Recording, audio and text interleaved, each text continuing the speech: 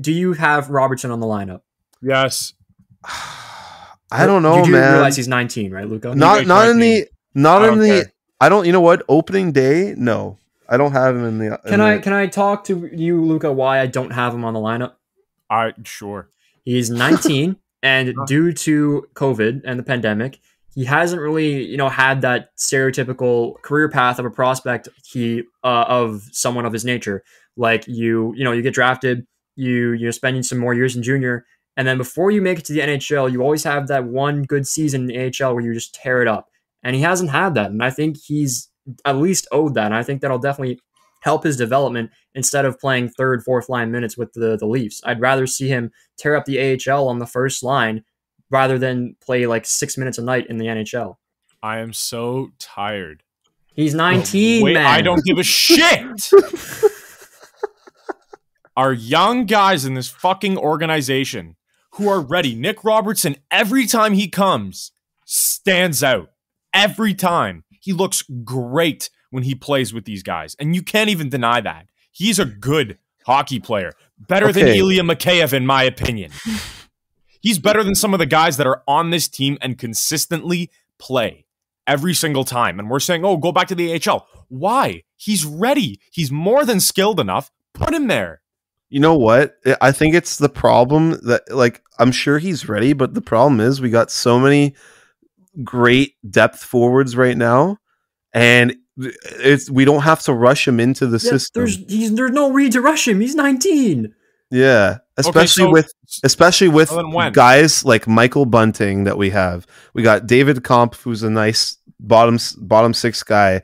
I forgot we even had Andre Kosh as well, who's also, I think, an underrated bottom six dude. Nick Ritchie, great. I've loved this guy. He's a good top six option that we could put him in. Like, we have so many options, which is why right now I think you just keep him in the AHL.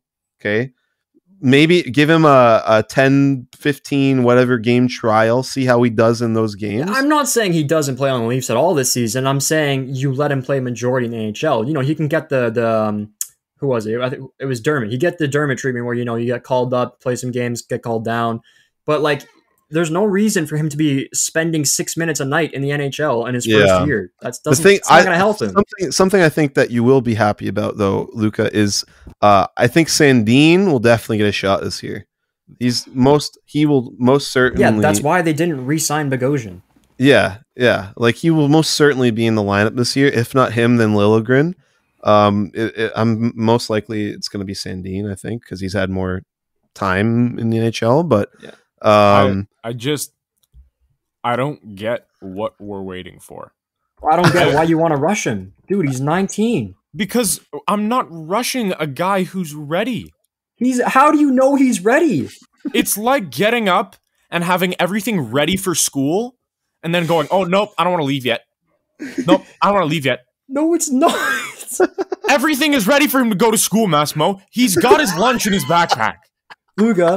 He got his computer, and he had his school supplies packed the day before. I think you're forgetting he gets injured on his way to the bus quite often. So if he was ready, he wouldn't get injured. Okay, you know who else got injured on the way to the bus last year when they should have already been in school? Who? Can we quit?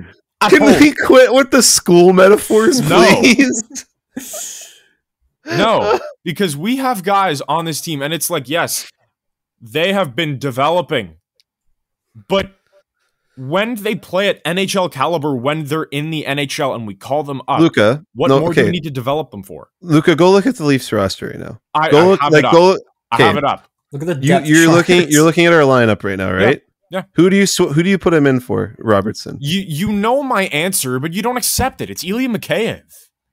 Ilya Mikheyev is so bad.